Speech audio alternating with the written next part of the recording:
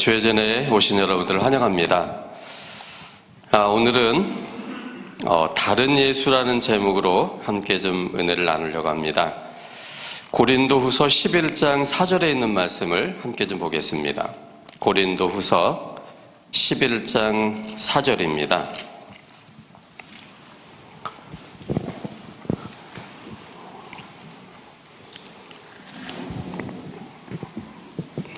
다 찾으셨으면 제가 읽겠습니다.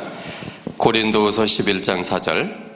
만일 누가 가서 우리 전파하지 아니한 다른 예수를 전파하거나 혹 너희의 받지 아니한 다른 영을 받게 하거나 혹 너희의 받지 아니한 다른 복음을 받게 할 때에는 너희가 잘 용납하는구나. 여기 보면 다른이라는 말로 이 세 가지의 것을 설명하고 있죠. 다른 예수, 다른 영, 다른 복음. 저는 이 부분 중에 다른 예수에 관련된 부분을 좀 말씀드리려고 합니다. 다른 예수라고 하는 것은 무슨 의미일까요? 어떤 사람이 다른 예수에 대해서 전파했는데 고린도 교회 교인들이 그 다른 예수를 잘 용납했다 이렇게 바울은 말했거든요. 다른 예수라는 의미가 뭘까요? 마음속으로 생각하시는 거죠. 늘 생각하셔야 됩니다. 다른 예수라고 하는 이 말은 예수에 대한 다른 정보를 얘기하는 것이 아닙니다. 예수님에 대한 바른 정보는 복음서에 나와 있는 그대로이기 때문에 지식적인 부분이기 때문에 이것은 다른 예수라고 하는 표현이 잘 사람들에게 받아들여질 수가 없어요. 그래서 이 다른 예수라고 하는 이 말은 품성이 다른 예수라는 의미입니다. 전혀 다른 품성을 가진 예수. 그런데 놀랍게도 종교적인 사람일수록 다른 예수를 믿고 있을 확률이 꽤 높습니다. 놀랍게도. 또 내가 열심히 신앙해야 되겠다라고 생각하는 사람 중에서도 상당히 많은 퍼센트의 이제 사람들이 다른 예수를 믿고 있어요. 오늘 이 부분들을 욥과 그 친구들의 모습을 통해서 좀 생각해 보려고 합니다. 우리 욥기를 한번 좀 펴보실까요? 요즘 교과가 욥기에 관련된 부분인데요. 저는 욥기가 굉장히 어려웠습니다. 욥과 세 명의 친구들 그리고 엘리후가 나와서 하는 얘기들이 맞는 것 같기도 하고 틀린 것 같기도 하고 그래서 서로 막 논쟁을 꽤 많은 장을 하는데 정말로 어려웠어요. 이게 그냥 시련받는 사람, 하나님이 잘 믿는 사람이 시련을 받는데 얼만큼 잘 견디는 건지를 얘기하는 건지 아니면 이게 무슨 얘기인지를 잘 감을 못 잡았는데 제가 나중에 이것을 하나님의 품성 중심으로 이 욥기를 바라보니까 이들이 왜 싸우는지를 이제 드디어 알게 됐습니다. 오늘 이 부분을 좀 보면서 나는 어떤 예수를 믿고 있는지 함께 좀 생각해 볼 수 있으면 좋겠습니다. 욥기 1장 1절부터 5절까지 있는 말씀을 제가 읽겠습니다. 욥기 1장 1절 5절. 우스 땅에 욥이라 이름하는 사람이 있었는데 그 사람은 순전하고 정직하여 하나님을 경외하며 악에서 떠난 자더라. 그 소생은 남자가 7이요 여자가 3이며 그 소유물은 양이 7천이요 약대가 3천이요 소가 500결이요 암나귀가 500이며 종도 많이 있었으니 이 사람은 동방 사람 중에 가장 큰 자라. 그 아들들이 자기 생일이면 각각 자기의 집에서 잔치를 베풀고 그 누이 셋도 청하여 함께 먹고 마심으로 그 잔칫날이 지나면 욥이 그들을 불러다가 성결케 하되 아침에 일어나서 그들의 명수대로 번제를 드렸으니 이는 욥이 말하기를 혹시 내 아들들이 죄를 범하여 마음으로 하나님을 배반하였을까 함이라. 욥의 행사가 항상 이러하였더라. 욥이라는 사람이 누군지를 서술적으로 기록해 놨습니다. 특별히 1장 1절을 우리는 많이 알고 있을 텐데요. 여기에 보면 순전하고 정직하여 하나님을 경외하며 악에서 떠난 자. 그래서 이 한 구절을 통해서 우리가 알고 있는 욥은 굉장히 하나님 편에 속한, 하나님을 잘 믿는, 적어도 의인의 모습처럼 보이는 것처럼 보여집니다. 거기에다가 자녀들도 다복했고 또 동방사랑 중에 가장 큰 부자여서 아마 욥에 대한 호감들이 굉장히 높을 거라 생각합니다. 그런데 그가 어떤 행위를 했냐면 이제 아들들의 생일이 되면 각각 자기의 집에서 잔치를 베풀 다음에 그 다음에 잔칫날이 지나면 욥이 그들을 다 불러다가 성결케 하되 그들의 명수대로 번제를 드렸다 이렇게 표현했어요. 왜 번제를 드렸습니까? 따로? 혹시 내 아들들이 죄를 범하여 마음으로 하나님을 배반하였을까 염려돼서, 그러니까 미리미리 죄를 지은 것도 아닌데 지었을까 봐 번제를 미리 드리는 그런 욥이었어요. 여러분 굉장합니까 욥이? 정말 굉장한 종교적인 사람이죠. 또 하나님 믿는 그런 어떤 표준 같은 사람이에요. 그런데 이 욥을 놓고 6절부터 보면 하나님과 사단 사이에 논쟁이 벌어집니다. 6절 한번 읽어볼게요. 하루는 하나님의 아들들이 와서 여호와 앞에 섰고 사단도 그들 가운데 왔는지라. 여호와께서 사단에게 이르시되 내가 어디서 왔느냐? 여러분 이 질문이 조금 웃기지 않습니까? 그냥 성경은 하나님이 너 어디서 왔느냐? 아무런 의미가 없는 것처럼 이렇게 보이는 구절이긴 하지만 가만 생각해 보면 이 말은 조금 생각해 볼 만한 거리들이 좀 있습니다. 하나님은 전지전능하시다면 이 사단이 어디서 왔는지 알까요? 모를까요? 당연히 아시죠. 당연히 아시는데 전혀 모르시는 분처럼 내가 어디서 왔느냐 그렇게 말하고 계세요. 그 이유는 뭐냐면 사단이 이제 이 지구를 지배했는데 사단의 생각은 이 지배한 이 지구는 다 자기 거고 지구에 속한 모든 사람들은 내 편이라고 하는 생각을 갖고 지구의 대표로 하나님의 아들들이 모이는 장자들의 총회에 여기 참석한 것입니다. 그런데 하나님은 그걸 인정할 수 없다는 얘기거든요. 너가 지구를 완전히 장악한 것처럼 보이지만 거기에 내 백성이 있어. 이 얘기입니다. 그래서 내가 어디서 왔느냐 그렇게 물으니까 사단은 뭐라고 그랬냐면 여호와께 대답하여 가로되 땅에 두루 돌아 여기저기 다녀왔나이다. 이 땅에 있는 이 지구 모든 것 여기저기 돌아다닐 만큼 여기는 다 내 것입니다. 이렇게 얘기를 했어요. 그러자 8절에 여호와께서 다시 말하기를 그러나 너가 모든 걸 지배했다 생각하지만 내 종이 한 명 있다. 내가 내 종 욥을 유의하여 보았느냐? 그와 같이 순전하고 정직하여 하나님을 경외하며 악에서 떠난 자가 세상에 없다. 이렇게 얘기를 했어요. 네가 지배하는 게 아니라 적어도 욥이라는 사람은 내게 속한 사람이야. 그러자 사단이 말했습니다. 욥이 어찌 까닭 없이 하나님을 경외하리까? 그러니까 조건이 있기 때문에 하나님을 사랑하는 거지 하나님을 조건 없이 정말 하나님을 순수하게 사랑해서 욥이 사랑하는 것이 아니다라고 말합니다. 까닭 없이 어찌 하나님을 경외하리까? 아들도 주고 집도 주고 소유물도 주고 산울로 하나님이 두르셨기 때문에 그래서 그것의 조건에 그가 맞춰서 하나님을 경외하는 것 아닙니까? 그러면 그 마음속에 있는 욥의 마음속에 있는 그 마음이 조건 때문에 하나님을 사랑하는지 아니면 조건 없어도 사랑하는지를 모르니까 어떻게 해야 됩니까? 이거를요? 한번 펼쳐봐야 되지 않겠어요? 그래서 사단이 얘기하는 겁니다. 하나님, 저 욥이 갖고 있는 하나님을 경외하는 종교적인 정말 아주 뛰어나게 보이는 저 사람의 마음이 정말 그 믿음이 무엇인지를 한번 순수하게 열어봅시다. 그러려면 어떻게 해야 돼요? 조건들을 어떻게 해야 돼요?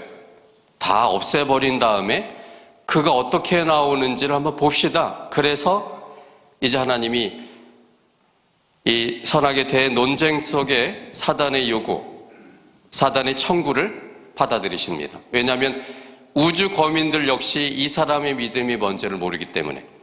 그래서 사단이 이제 욥을 공격하기 시작합니다. 자, 13절부터 보면 그 자녀들이 다 죽습니다. 이게 다 누가 공격하는 거죠? 하나님이 공격하는 건가요? 사단이 공격하는 건가요? 사단이 공격하죠. 자, 그런데 이것에 대한 사람의 인식을 한번 보겠습니다. 어디냐면 16절. 그가 아직 말할 때 또 한 사람이 와서 고하되 하나님의 불이 하늘에서 내려와서 양과 종을 살라 버렸나이다. 욥의 종은 하늘에서 불이 내려오고 그것 때문에 양과 종이 다 죽은 그 사건을 가리켜 어떻게 해석을 했냐면 누구의 불이라고 말했습니까? 하나님의 불이 하늘에서 내려와 멸망시켰다. 그러니까 그 종이 믿고 있는 하나님은 불을 내려서라도 죽일 수 있는 분이라는 인식이잖아요. 사람이 죽었고 양도 죽고 다 죽었는데 하늘에서 내려온 그 불을 보니까 누가 내렸다고요, 이걸요? 하나님이 내렸다라고 그는 인식했습니다. 그리고는 아들들이 다 죽고 그런 상황이 됐을 때 여기 욥은 21절에 이렇게 말합니다. 21절. 자, 욥이 어떤 하나님을 믿고 있는지 여기 잘 보여주고 있어요. 내가 모태에서 적신이 나와 싸운즉 또한 적신이 그리로 돌아가올지라 주신 자도 여호와시오 취하신 자도 여호와시오니 그랬어요. 그러니까 지금 자기 아들들이 다 죽고 가축들도 다 죽고 재산이 무너진 그 사건은 누가 그렇게 했다는 것이죠? 하나님이 그렇게 하셨다는 생각이에요. 하나님이 이 10명의 자녀를 줬고 재물도 다 줬었지만 그러나 주시는 분만이 아니라 어떻게도 하실 수 있는 분이라고요? 취하시기도 가져가기도 하시는 분으로 인식했습니다. 그렇다면 욥은 하나님은 무조건적으로 주시는 분일까요? 아니면 조건적으로 주시는 분이라고 생각할까요? 조건적이죠. 하나님이 조건에 맞으면 주시지만 조건에 안 맞으면 어떻게 하실 수 있는 분이에요? 가져갈 수도 있는 분. 그렇게 인식하고 있다는 얘기죠. 자, 2장을 보겠습니다. 여러분이 어제 제가 하나님이라면 하나님이 하지 않은 것도 하나님이 했다고 표현하는 이 하나님이 책임지는 표현법을 제가 조금 말씀드렸는데 여기 2장에서도 나옵니다. 3절 보면 2장 3절 여호와께서 사단에게 이르시되 내가 내 종 욥을 위하여 보았느냐? 그와 같이 순전하고 정직하여 하나님을 경외하며 악에서 떠난 자가 세상에 없느니라. 내가 사단이 나를 하나님을 격동하여 까닭 없이 그를 치게 하였어도 누가 쳤다는 얘기로 얘기하고 계셔요? 다시 한번요. 너가 나를 격동하여 까닭 없이 그를 치게 하였어도 누가 누구를 격동해서 누가 쳤다고 하나님 말하나요? 사단이 하나님을 격동시켜서 누가 쳤다고요? 하나님이 쳤다고요. 여러분 1장의 사실은 누가 친 게 사실인 거죠? 사단이 친 게 사실이잖아요. 근데 사단이 친 거를 누가 쳤다고 하나님은 말하고 싶다고요, 지금요? 하나님 자신이 지금 치고 있다고 얘기하셔요. 글자적으로 이해하면 도저히 이게 이 내용과는 전혀 다른 이야기를 하고 계십니다. 자, 그 다음에 그런데 그가 오히려 자기의 순전함을 굳게 지켰느니라. 그러자 사단이 이제는 욥 자신을 한번 공격해 보겠습니다. 그래서 그렇게 해봐라. 그러나 그의 생명은 해하지 말라. 그렇게 말했고 그래서 7절에 보면 사단이, 주어가 사단이지요. 사단이 이에 여호와의 앞에서 물러가서 욥을 쳐서 그 발바닥에서 정수리까지 악창이 나게 했다 그랬습니다. 그러자 그의 아내가 그걸 보면서 9절에 보면 당신이 그래도 자기의 순전을 굳게 지키느냐? 하나님을 욕하고 죽으라. 10절 그가 이르되 그대의 말이 어리석은 여자 중 하나의 말 같도다. 우리가 하나님께 복을 받았은즉 재앙도 받지 아니하겠느냐라고 말했어요. 그러니까 욥의 생각은 하나님은 복도 주시지만 뭐도 주실 수 있다고요? 재앙도 주시는 분이라고 믿었습니다. 그럼 어떤 때 복을 주실까요? 욥의 생각에는요. 하나님 말 잘 들을 때. 그럼 언제 재앙을 하나님 주신다고 믿을까요? 하나님 말 안 듣고 불순종할 때. 그래서 욥이 믿고 있던 그 하나님은 조건적 사랑을 하는 하나님이셨어요. 조건적 사랑을 하는 분이다. 내가 믿는 하나님이 조건적 사랑을 하는 분이다라고 생각을 하면 우리의 마음은 편안할까요? 아니면 뭔가 좀 이렇게 좀 불편할까요? 불편하죠. 왜? 내가 한 이 행동이 하나님의 조건에 맞는지 안 맞는지를 내가 스스로 늘 어떻게 해야 되니까요? 검열해야 되니까요. 왜? 이거 안 하면은 내가 지금 건강한 거 다 뺏어갈 수도 있고 내가 가진 모든 재산도 하루아침에 날아갈 수 있으니까 그런 하나님이라면 마음속에 하나님에 대한 사랑이 일어날까요? 아니면 두려울까요? 자, 여기 3장 24절을 한번 보겠습니다. 욥기 3장 24절. 자, 여기 뭐라고 되어 있냐면 25절입니다. 욥기 3장 25절에 보면 나의 두려워하는 그것이 내게 임하고 나의 무서워하는 그것이 내 몸에 미쳤구나 드디어. 그럼 이 사람의 늘 이 평상시의 삶이 두려웠어요. 왜? 그가 믿는 하나님은 조건적 사랑을 하시니까. 그러니까 내가 이런 행동을 하면 틀림없이 복을 주지 않고 틀림없이 재앙을 줄 거야, 벌을 줄 거야, 내 재산을 뺏어갈 거야, 이런 생각을 가지고 있기 때문에 마음의 두려움이 늘 상존했고 그 다음에 무서움이 있었어요.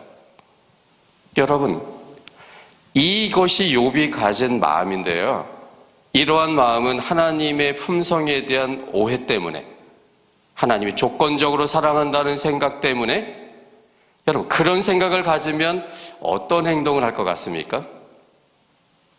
하나님은 조건에 있는데, 이 기준이 있는데 그 기준을 못 미치면 재앙을 주고 벌을 주고 재산을 다 없애버리고 자식을 죽일 수 있고, 그렇게 무서운 분으로 인식하면 어떤 신앙을, 어떤 생활을 할까요? 그게 1장 아까 나온 5절의 삶이에요. 5절의 삶. 자기 아이들의 생일을 지난 다음에는 이 아이들이 혹시 죄를 범했을까 봐 미리미리 번제를 드려야만 마음이 편안한. 왜 그 아이들이 죄를 범했으면 어떻게 할까 봐요? 욥 생각은요. 벌 받을까 봐요. 근데 자식도 벌 받을지만 누구도 벌 받을까 봐요. 자식을 잘못 키운 내 자신도 벌 받을까 봐 하나님 앞에 두려웠기 때문에, 그렇다면은 그 조건에 맞춰야만 편안하지 않을까요? 그래서 욥의 신앙은 두려움의 신앙이었어요. 그래서 하나님께 말을 잘못하면 큰 해를 입을 것 같은 두려움 속에 이렇게 이해하지 못하는 일이 생겼을 때 그는 7일 동안을 잠잠합니다. 우리 욥기 2장 13절을 한번 보실까요? 욥기 2장 13절.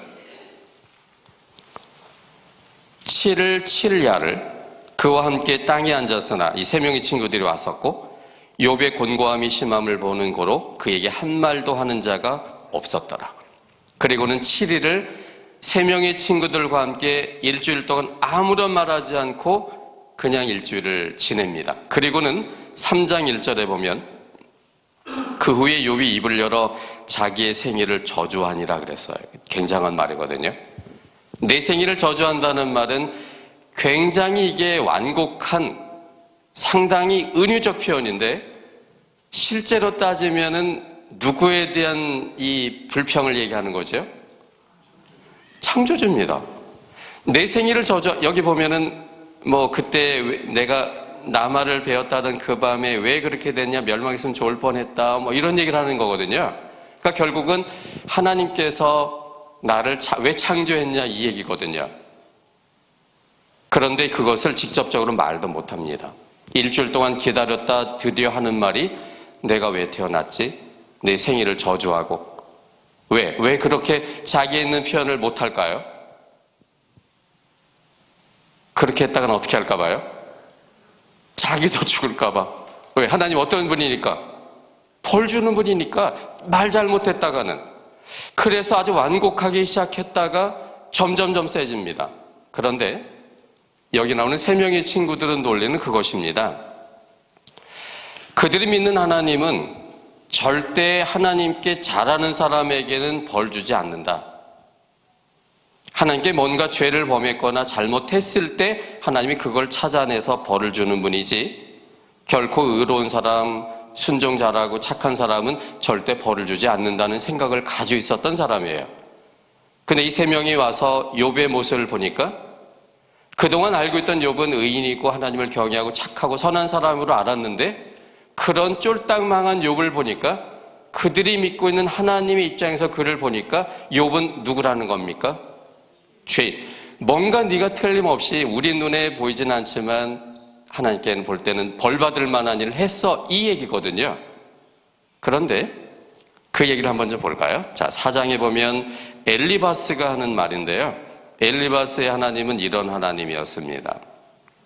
9절, 욥기 4장 9절에 보면 다 하나님의 입기운으로 멸망하고 그 콧김에 사라지느니라.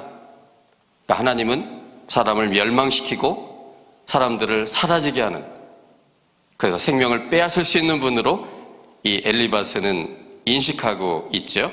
또 18절에도 보면 하나님은 그 종이라도 오히려 믿지 아니하시며 그 사자라도 미련하다 하신다, 이렇게 표현했어요. 하나님은 종을 믿는다고요, 안 믿는다고요? 안 믿는다고요. 그런데요, 욥이 믿은 하나님은 사람을 안 믿어, 이렇게 알고 있지만 실제 하나님은 사람을 믿을까요, 안 믿을까요? 고린도전서 13장에 보면은요, 사랑은 오래 참고 온유하며 성내지 아니하며 자익을 구취하지 아니하며 쭉쭉 나가다 그 밑에 뭐라고 되어 있냐면 모든 것을 믿으며예요. 그리고 모든 것을 바라며. 사랑은 안 믿는 게 아니라, 그래서 믿지 못하기 때문에 시험해 보는 게 아니라, 이 사람이 불완전해도 믿는 것이 사랑입니다. 하나님은 사랑이라면 하나님은 안 믿을까요, 믿을까요? 어떠셔요? 믿어요, 안 믿어요? 믿습니다. 우리가 불완전해도 믿습니다. 오늘 제가 결론적으로 뭘 얘기할 거냐면요, 욥이 하나님을, 다른 하나님을 믿고 있었다는 걸 얘기하려고 하거든요. 그런데도 욥기 1장의 전제는 놀랍습니다. 욥의 1장의 전제는 뭐냐면 욥은 순전하고 정직하여 하나님을 경외하며 악에서 떠났다고 서술하고 있고, 7절에도 보면, 7절 밑에 나오는 그 8절에도 보면 하나님이 욥을 봤느냐? 욥은 순전하고 정직하여 하나님을 경외하며 악에서 떠난 자가 세상에 없다라고 보증하거든요. 근데 제가 이제 논리는 그렇지 않다는 걸 보여주려고 하거든요. 그럼에도 하나님은 욥을 그런 사람으로 뭐 하고 있다고요, 지금요? 믿고 계세요. 순전하지 악에서 떠나지 않았습니다. 이 악이라는 용어 자체도 우리가 알고 있는 용어와 하나님이 쓰는 용어가 다르기 때문에 대한 오해예요. 욥은 행동적으로는 악한 일을 하지 않았습니다. 그럼에도 하나님은 그를 악하다고 말할 수밖에 없는 상황인데, 그러나 그 악한 상황에서도 하나님은 악에서 떠난 자라고 말해주는 분이라는 사실이에요. 왜 그럴까요? 욥이 안악해서가 아니라 하나님이 그런 악한 사람, 즉 하나님과 관계를 끊어져서 하나님을 오해함으로 하나님의 관계가 끊어져 죄인된 사람임에도 불구하고, 그러기 때문에 그를 만든 하나님이 대신 십자가에 죽을 거를 담보로 그를 믿어주시는 겁니다. 그리고 믿음대로 마침내 그렇게 회복될 거를 바라기 때문에 초반부터 그는 악에서 떠난 자라고 선언하시는 분이라는 사실이에요. 아마 이것은 이제 오늘 함께 좀 나눌 겁니다. 어쨌든 엘리바스가 알고 있는 하나님은 다른 하나님입니다. 하나님은 그 종들이라도 오히려 믿지 아니한다고 믿고 있고, 또 5장에도 보면 뭐 이들의 말은 여러 가지가 다 나오는데 여기를 한번 보실까요? 자, 어디냐면 18절 보면 하나님은 아프게 하시다가 싸매시며 상하게 하시다가 그 손으로 고치신다라고 믿었어요. 그럼 엘리바스의 하나님은 어떤 때 아프게 하실까요? 사람을요? 잘못했을 때, 죄 졌을 때, 아프게 했다가, 고통 줬다가, 얘가 회개하면 또 어떻게 해야 하는 분이에요? 싸매주고, 또 싸매줘서 좀 잘 나가다가 얘가 너무 교만하면 또 어떻게도 하신다고요? 상하게도 해서 정신 차리면 또 그것을 다시 이렇게 고쳐주고, 그런 하나님, 조건적 하나님인 거죠. 이렇게 이제 엘리바스가 알고 있었습니다. 그런데 6장에 와보면 이런 얘기를 듣는 욥이 이렇게 대답합니다. 6장 4절, 전능자의 살이 내 몸에 박힘에 나의 영이 그 독을 마셨나니 하나님의 두려움이 나를 엄습하여 치는구나. 전능자의 살이 나를 쐈다. 그러니까 하나님 공격한다는 얘기인 거죠. 또 9절에도 보면 이는 곧 나를 멸하시기를 기뻐하사 그 손을 들어 나를 끊으실 것이라. 하나님은 구원해 주기를 기뻐하시는 분이 아니라 뭐 하기를 좋아하는 분을 알고 있다고요? 멸망시키기를 좋아하는 분. 욥이 굉장히 하나님을 지금 오해하고 있는 장면들입니다. 그 다음에 뭐 쭉 나오고, 그 다음에 8장을 볼까요? 두 번째 친구 빌닷입니다. 여러분이 빌닷이 말한 말 중에 가장 유명한 말은 7절에 나와 있습니다. 욥기 8장 7절. 아마 여러분 이 글은 아마 대부분 아마 아실 수 있는 글일 겁니다. 제가 한번 읽어볼게요. 내 시작은 미약하였으나 내 나중은 심히 창대하리라. 이거 어디서 많이 봤죠? 예, 액자. 뭐 사업장, 교회 누구 교인 사업장 하면 이 액자 가지고 이렇게 가서 축복기도 하고 그래요. 네가 지금 시작은 미약하지만 나중에는 창대케 될 거라. 이 얼마나 좋은 말입니까? 그런데요, 이 말을 하는 배경을 갖고 생각해보면 이 말은 굉장히 웃기는 말입니다. 자, 5절부터 보겠습니다. 5절. 내가 만일 하나님을 부지런히 구하며 전능하신 이에게 빌고 또 청결하고 정직하면 정녕 너를 돌아보시고 내 의로운 집으로 형통케 하실 것이라. 내 시작은 미약하였으나 내 나중은 심히 창대하리라. 지금 미약하지만 나중에 창대케 되기 위해서는 뭐가 필요하다는 거죠? 조건이 필요하다는 겁니다. 조건. 하나님 그 조건을 보고 창대케 해주시는 분이라고 말하고 있어요. 그러니까 이 빌닷이 믿는 하나님 역시 품성이 어떤 사랑을 하는 분이세요? 조건적 사랑을 하는 분이라는 거죠. 그러니까 지금 이 욥의 형편을 보니까 그 빌닷이 믿고 있는 하나님의 기준으로 욥을 보니까 욥은 지금 정직한 사람도 아니고 착한 사람도 아니고 순전한 사람도 아니고 경외하는 사람도 아니라는 거죠. 뭔가 네가 하나님께 벌을 받을 만한 죄를 졌어, 이 얘기를 하고 있는 것입니다. 그러니까 뭐 어떻게 해야 된다고요? 그러니까 모든 죄를 회개하고 찾아내서 회개하고 잘못한 거 이거 잘못했으니까 하나님 용서해 주세요 한다면 하나님 부지런히 그렇게 다시 정직하게 빌고 열심히 빌면 지금은 미약하지만 어떻게 될 거라고요? 하나님 또 복을 주셔가지고 옛날처럼 창대케 될 거야 라는 신앙입니다. 빌닷이 가진 신앙은 다른 예수의 신앙이에요. 하나님은 조건적으로 우리를 사랑하시나요? 무조건적으로 사랑하시나요? 무조건적으로 사랑한다는 가장 뚜렷한 증거가 뭡니까? 십자가입니다. 십자가를 로마서 5장 8절에는 우리가 아직 죄인 되었을 때 하나님이 그 아들 예수를 통해 십자가에 못 박힘으로 우리에 대한 자기의 사랑을 확증하셨느니라. 그분의 사랑을 확증한 십자가의 의미는 우리가 의인 되었을 때라고요? 죄인이었을 때라고요? 죄인이었을 때 주님을 알지도 못한 채 죄에 그냥 살고 있었는데 그 조건에 맞지 않아도 먼저 자신의 몸을 십자가에 던져 구원하시는 사랑이 십자가에 보여준 그분의 사랑이라고 말하고 있잖아요. 그건 조건적 사랑이에요? 무조건적 사랑이에요? 무조건적 사랑이죠. 무조건적 사랑을 하신 하나님인데 엘리바스, 욥, 빌닷은 조건적 사랑을 하나님으로 알고 있다는 얘기인 것입니다. 지금 제가 말하는 논리는요. 자, 그 다음에 세 번째 사람을 보겠습니다. 소발이라는 사람인데 11장이 나옵니다. 11장을 볼까요? 자, 11장 10절.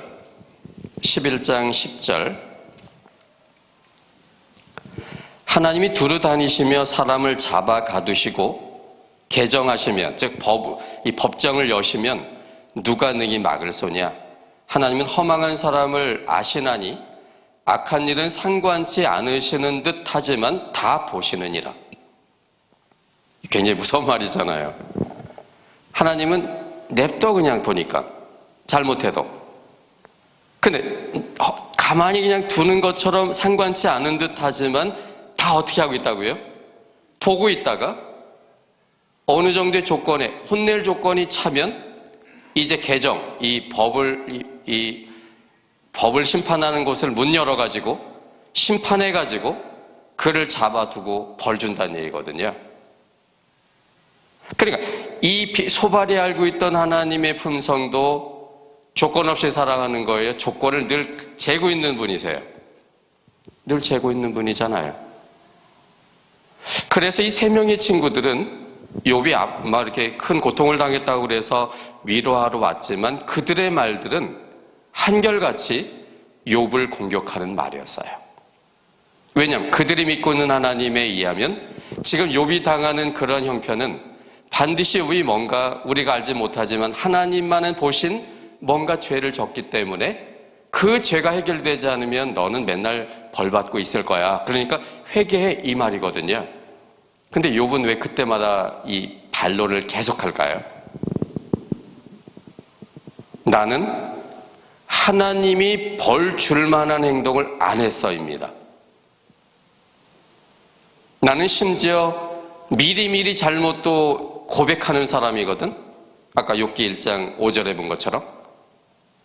그런 내가 어떻게 하나님을 늘 의식하며 두려워서 벌 줄까 봐 두려워서 살고 있는 내가 어떻게 하나님께 벌 받을 짓을 하겠냐? 이게 그의 논리예요.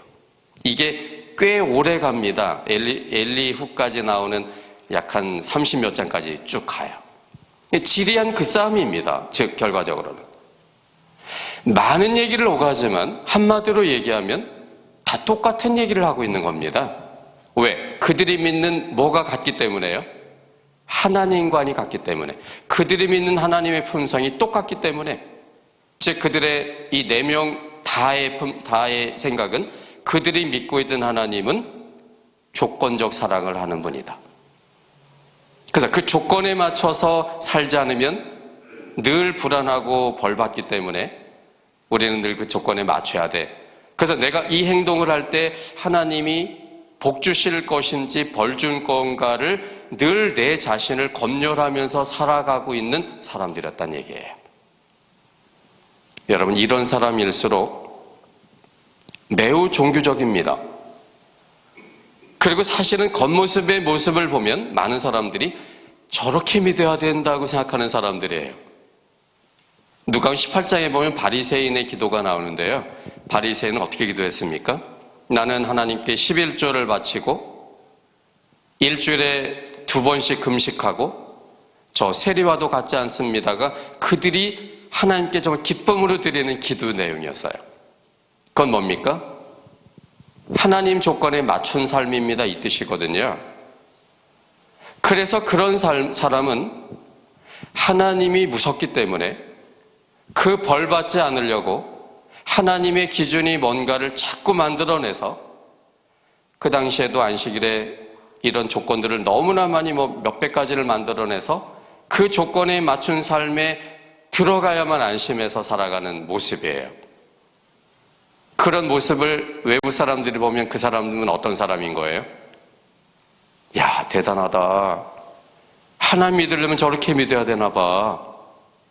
그래서 그 표준처럼, 신앙의 표준처럼 생각하는 사람들이지만 그것이 우리의 눈에는 우리 눈도 조건적으로 하나님을 이해하기 때문에 그 조건에 잘 맞는 삶으로 잘하고 있는 삶이지만 하나님의 눈에는 놀랍게도 그것이 악이요 불법입니다. 한번 찾아볼까요? 이사야 1장입니다. 이사야 1장. 이사야 1장 10절부터 있는 말씀을 보겠습니다. 이사야 1장 10절. 구약성경 966쪽입니다. 이사야 1장 10절에 보면 너희 소돔의 관원들아 여호와의 말씀을 들을지어다. 너희 고모라의 백성아 우리 하나님의 법에 귀를 기울일지어다. 여호와께서 말씀하시되 너희의 무수한 재물이 내게 무엇이 유익하뇨? 나는 수양의 번제와 살찐 짐승의 기름에 배불렀고 나는 숫송아지나 어린 양이나 수염새의 피를 기뻐하지 아니하노라. 너희가 내 앞에 보이러 오니 그것을 누가 너희에게 요구했느뇨? 내 마당만 밟을 뿐이니라. 헛된 재물을 다시 가져오지 말라. 분향은 나의 가증이 여기는 바요 월삭과 안식일과 대회로 모이는 것도 그러하니 성회와 아울러 뭐를 행하는 것을 견디지 못하겠다고요? 악을 행하는 것을 내가 견디지 못하겠노라 그랬어요. 여러분 여기 한번 생각해 보십시오. 하나님이 성전에 재물을 가져오고 하는 사람들에게 안식일을 지키고 재물을 가져오는 사람들에게 성회와 아울러 악을 행하는 것을 내가 견디지 못하겠다라고 말한 이 악이 뭡니까?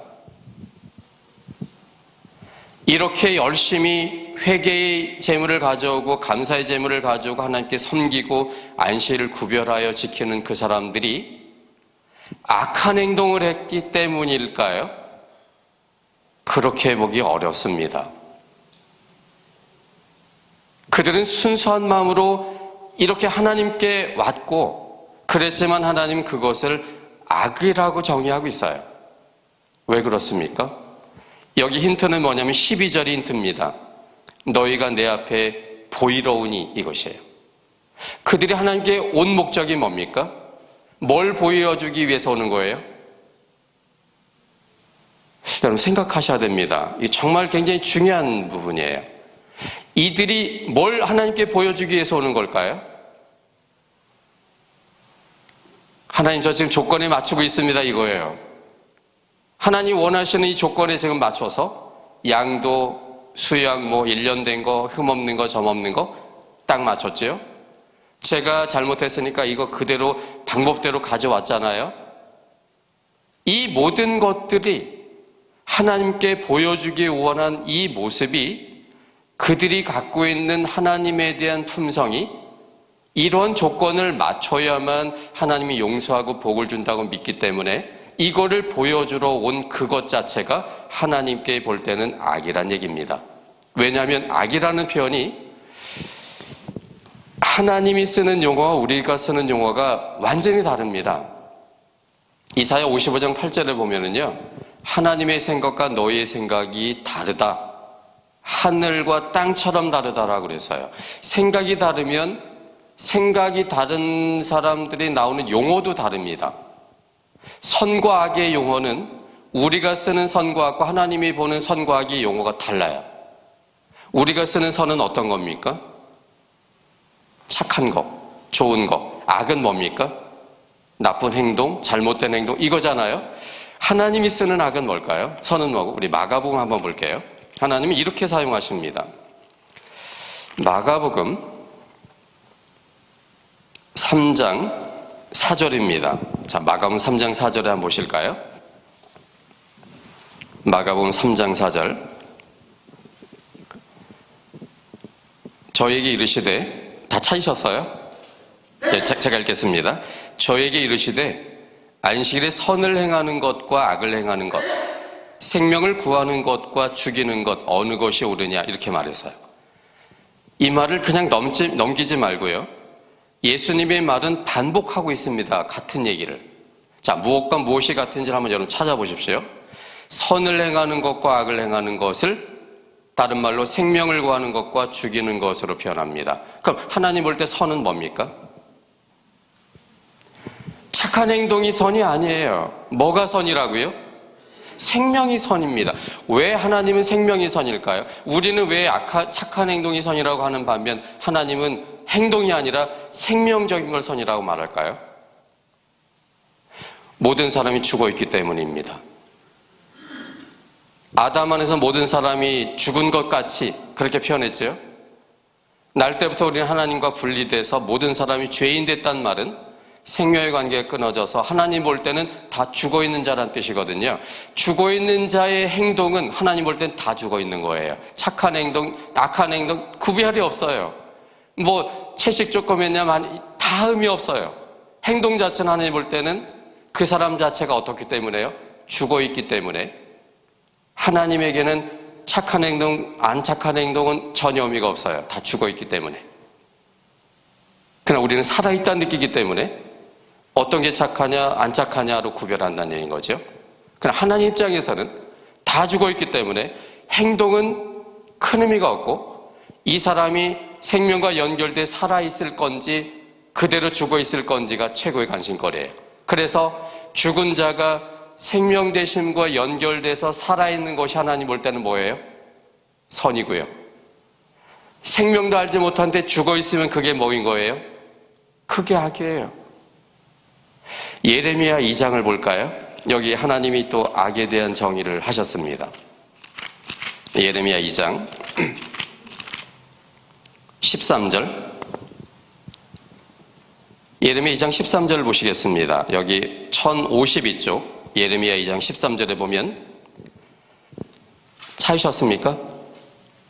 제가 읽겠습니다. 그러면 내 백성이 두 가지 악을 행하였나니 곧 생수의 근원되는 나를 버린 것과 스스로 웅덩이를 판 것인데 그것은 물을 저축지 못할 터진 웅덩이니라.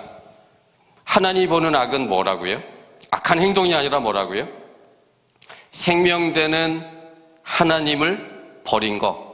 그래서 사망 속에 있는 게 악이고 두 번째는 사망 속에 있으면서도 하나님이 생명인데 하나님을 버린 채 스스로 생명을 찾을 수 있다고 노력하는 모든 행위가 그것 자체가 사망이기 때문에 하나님은 그것을 악이라고 정의했습니다. 그러니까 하나님 볼 때 악은 행동이라고요, 아니라고요? 아니고 사망 속에 있는 게 악인 거예요. 그렇죠? 마태복음 25장도 한번 보겠습니다. 마태복음 25장. 마태복음 25장 어디냐면 24절. 달란트의 비유 가운데 나오는 그 한 달란트 받았던 사람들에 대한 얘기입니다. 이 한 달란트 받은 사람의 얘기가 마태복음 25장 24절에 기록되어 있습니다. 제가 읽을게요. 한 달란트 받았던 자도 와서 가로되 주여 당신은 굳은 사람이라 심지 않은 데서 거두고 해치지 않은 데서 모으는 줄을 내가 알았으므로 두려워하여 나가서 당신의 달란트를 땅에 감추어 두었었나이다. 보소서 당신의 것을 받으셨나이다. 그러자 26절에 그 주인이 대답하여 가로되 무슨 종이라고요? 이게 악한 종이에요. 여러분 이 한 달란트 가진 자가 달란트 받아서 땅에 묻어놨다가 주인은 꺼내서 준 거잖아요. 악한 행동 한 건가요? 행동으로는 악한 게 아니었어요. 우리가 볼 때 악한 행동이 아니에요. 그런데 하나님은 왜 그 사람을 악한 행동도 아닌 그 사람을 악하다고 말했을까요? 여기 보니까 그 사람은 그 주인을 어떤 사람으로 알고 있다고요? 무서운 사람, 굳은 사람. 그래서 여기 보면 심지 않은 데서 거두고 해치지 않은 데서 모으는 사람, 모으는 분 이렇게 알고 있는 즉 여기 나오는 주인은 하나님이니까 하나님을 어떻게 하고 있는 상태인 거예요? 오해하고 있는. 조건적으로 이 사람을 이해한다고 믿기 때문에 그 조건이 두려워서 하나님이 무섭다고 생각하는 그 행위 자체가 하나님 볼 때 악인 이유는 뭐냐면 그럼 하나님께로 나아갈까요? 하나님을 싫어할까요? 하나님이 두렵고 내 행동을 관찰하고 잘못하면 벌 주는 분으로 이해했다면 이 사람이 마음으로 하나님을 자기의 주인으로 모실까요? 안 모실까요? 전혀 안 모시죠.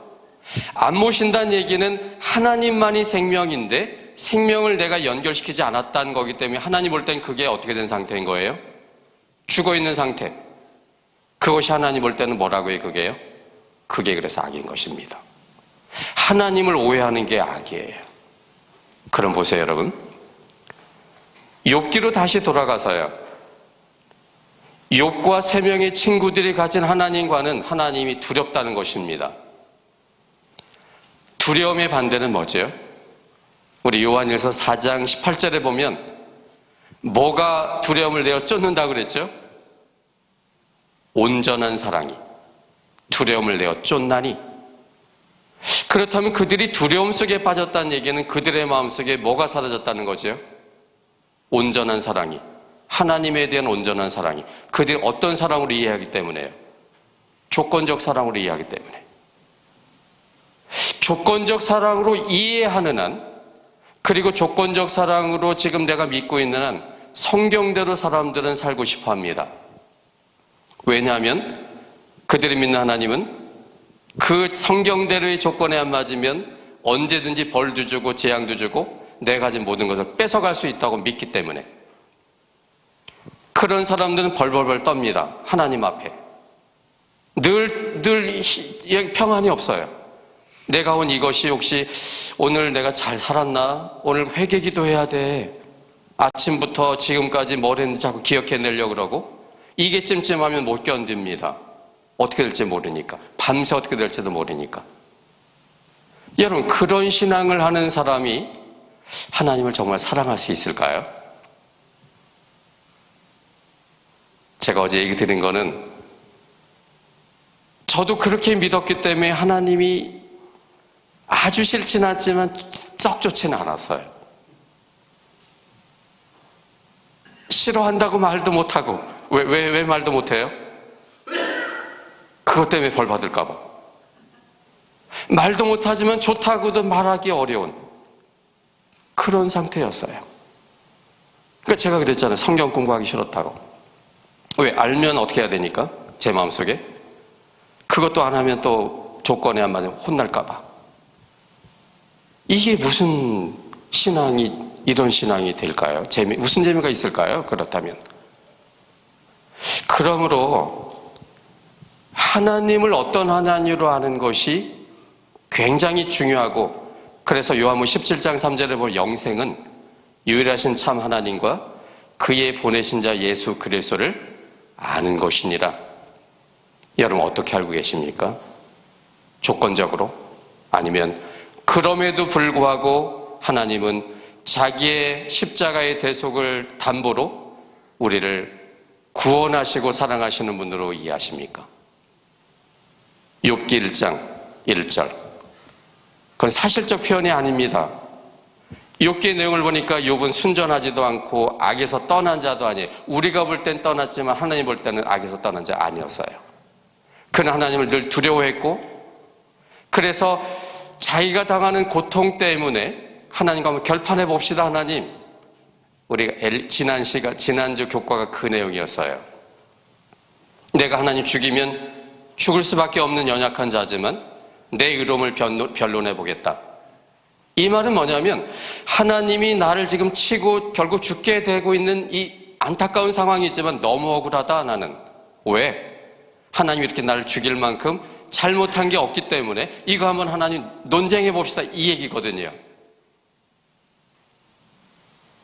그래서 욥은 본인의 의로움이 아주 충만했던 사람이고, 그래서 세 명의 친구들이 너가 잘못한 거 고백해라도 들을 수 없었고, 그래서 나는 정말 완벽한 사람이야 이렇게 얘기할 만큼, 하나님 필요 없을 만큼 그런 사람이어서 하나님 볼 때는 정말 죽어있는, 하나님을 오해하고 있는, 그래서 하나님 볼 때는 이미 사망 속에 있는 절박한 사람임에도 불구하고, 악에 있는 사람임에도 불구하고 정말 큰 복음은 욥기 1장 1절처럼 하나님은 그를 그래도 어떻게 선언하고 있다고요?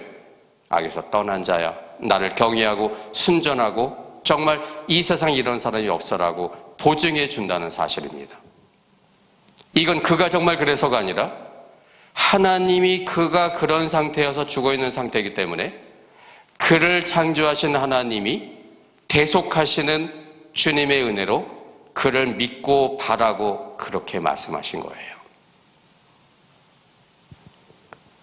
그리고는 이제 하나님이 그렇게 오해하고 있는 이 사람들에게 하나님이 그런 하나님이 아님을 증거하는 얘기가 37장부터 41장까지 나옵니다. 4장에 걸쳐서.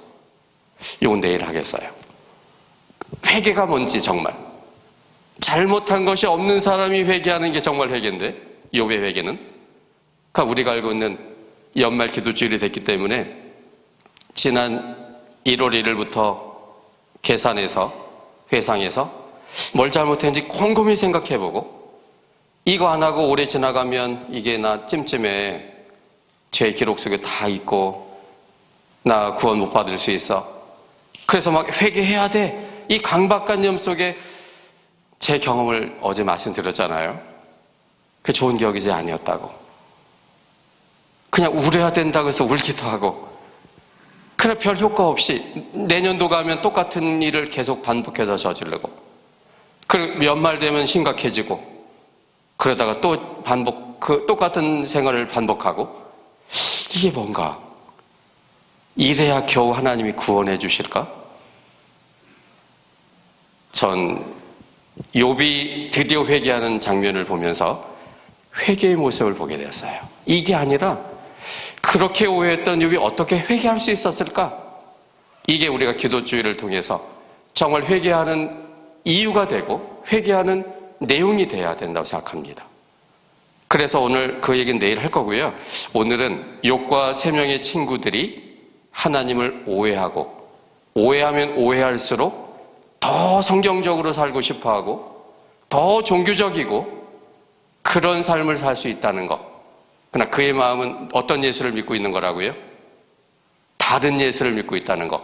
다른 예수는 왜 문제가 되냐면 다른 예수는 생명이 없기 때문입니다. 아무리 내가 열심을 내고 다 해서 최선을 다한다 할지라도 믿는 어떤 그분을 내가 연결시키는데 그 연결되는 그분이 생명이 아니라면 그 모든 행위는 헛것 아니겠습니까? 그래서 이게 문제인 거예요. 이것은 우리 교인들에게도 특별히 적용될 부분이 있다고 저는 생각합니다. 왜냐하면 우리는 너무나 많은 성경이 확실한 교리를 갖고 있기 때문에, 진리가 아닌 교리를 가지고 있기 때문에. 제가 진리라고 말하지 않는 이유는 아마 언젠가 설명할 수 있을 겁니다.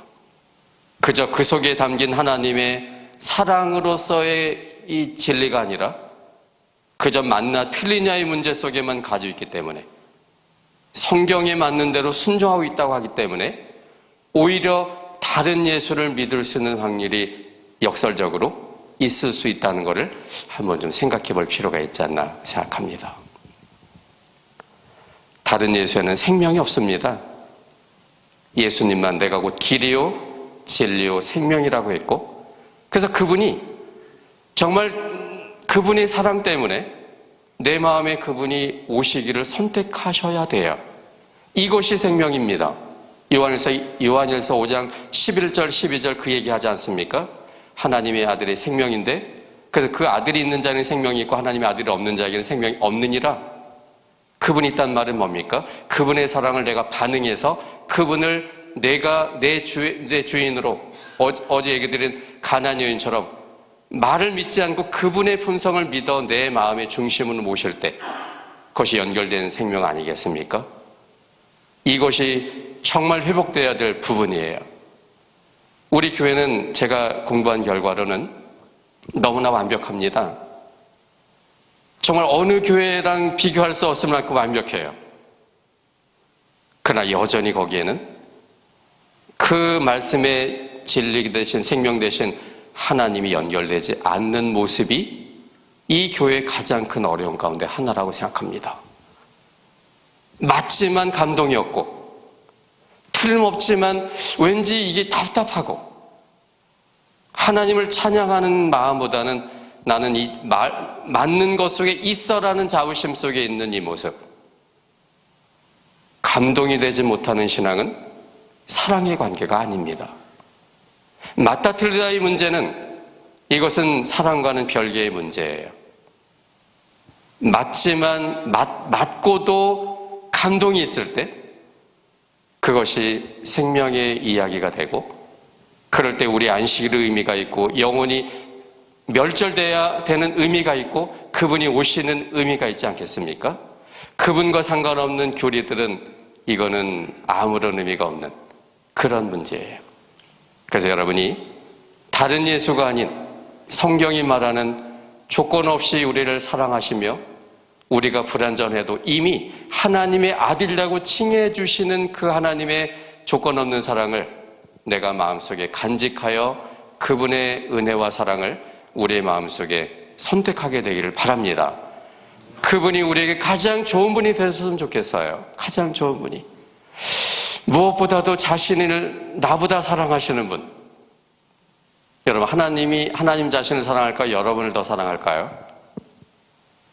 제가 얻은 결론은 자기보다 저를 더 사랑하는 분이라고 저는 결론 내렸습니다. 왜냐하면 나를 위해서 그분이 어떻게 했기 때문에요? 자기가 죽었잖아요. 내가 더 소중하기 때문에 자기를 죽일 만큼 사랑하는 게 여러분 아닙니까? 잃은 양을 찾았을 때 질질 끌고 오지 않고 어깨 위에 걸어 놓으셨어요. 위치적으로 보면 누가 더 높아졌어요? 양이요. 하나님의 품성은 섬김을 받으려는 분이 아니라 섬기려는 분. 마태복음 20장 28절 인자가 온 것은 섬김을 받으려 함이 아니라 도리어 섬기려 하고 자기의 생명을 대속물로 주려 했다. 누가복음 12장 주인이 돌아올 때 종들이 기다리는 걸 보면 종들을 식탁에 베풀고 주인이 띠를 띄어서 이 수종드는 주인. 시편 23편 푸른 초장이 어딘지를 살펴보고 그 양들을 이끌어서 거기에 들어보내시는 분. 누가 시종 들고 있습니까? 그분이세요. 사랑이 많은 분일수록 섬기기를 원하는. 그래서 자식 이기는 부모가 없는 것입니다. 누구의 사랑이 크기 때문에요? 부모 사랑이 크기 때문에. 여러분, 그 하나님이 우리가 성경에 나오는 하나님인데 우리가 다른 하나님을 믿는다면, 그래서 그분이 늘 높은 보좌에 계셔서 나는 맨날 조아려야 되고 이렇게 무서운 분으로 인식된다면 다른 하나님인 것이 분명할 겁니다. 여러분, 이 하나님이 우리 마음속에서 확신이 될 때 드디어 제 자존감이 회복이 됩니다. 우리의 자존감이. 벌레만도 못한 인생이 아니라, 인간이 아니라 하나님보다 귀한 인간이 돼요. 그분이 나를 그만큼 사랑하는 자로서의 자존감이 회복될 때 여러분이 갖고 있는 내적인 상처들이 치유가 됩니다. 이 부분도 정말 굉장히 중요해서 정말 한 단원으로 얘기할 수 있을 만큼 중요한 단원이에요. 우리 교인들 굉장히 이 내적 치유 문제가 심각합니다. 열등의식, 비교의식, 죄책감, 이것으로 인해서 이게 성장되지 않는 상태예요. 하나님 문제입니다. 어떤 하나님을 믿고 있느냐의 문제. 그래서 여러분, 오늘 정말 시간이 너무 지나서 이게 마칠 건데요. 그 하나님을 여러분이 제대로 알고 받아들일 때만 우리의 신앙의 균형이 잡히고 여러분의 마음속에 있는 상처들이 치유되는 이 완전한 이 자존감 속에서의 당당한 신앙을 알 수 있어요. 그럴 때 우리의 신앙이 기쁠 겁니다. 저는 하늘에 가서만 누릴 그 행복을 저는 원치 않아요. 천국은 이미 여기서 시작돼야 됩니다. 왜? 천국이 가장 중요한 거는 영토도 아니고 사람도 아니고 주권이기 때문에. 그분이 나를 주관하는 것, 그렇다면 내 마음이 천국 되지 않습니까? 은혜의 천국. 이 은혜의 천국은 여기서 시작돼야 돼요. 오늘 신앙 때문에 고생한다 생각하지 마시고 오늘 여기서 하나님이 주시는 평안과 기쁨을, 그 사랑을 마음껏 누리겠다는 신앙을 했으면 좋겠어요. 그래서 우리의 신앙이 과거, 미래에 대한 어떤 희미한 게 아니라 오늘 내가 필요할 때 내게 찾아와 주시는 하나님, 오늘 이민 생활의 막막함 속에 나와 동행하시는 그 하나님을 있는 그대로를 나를 받아들이시고 용기 주시고 믿어주시고 바라시는 그 하나님 때문에 오늘 내가 힘을 낼 수 있는 신앙을 하는 것, 이게 중요하다고 생각합니다. 그 하나님이 여기 성경이 제시하는 그 하나님이 여러분의 하나님이 되시기를 바라요. 다른 하나님이 아닌. 그래서 우리가 새로운 힘과 용기를 갖고 하나님께 담대히 나갈 수 있는 우리 모두가 되길 바라면서 오늘 말씀 마치겠습니다.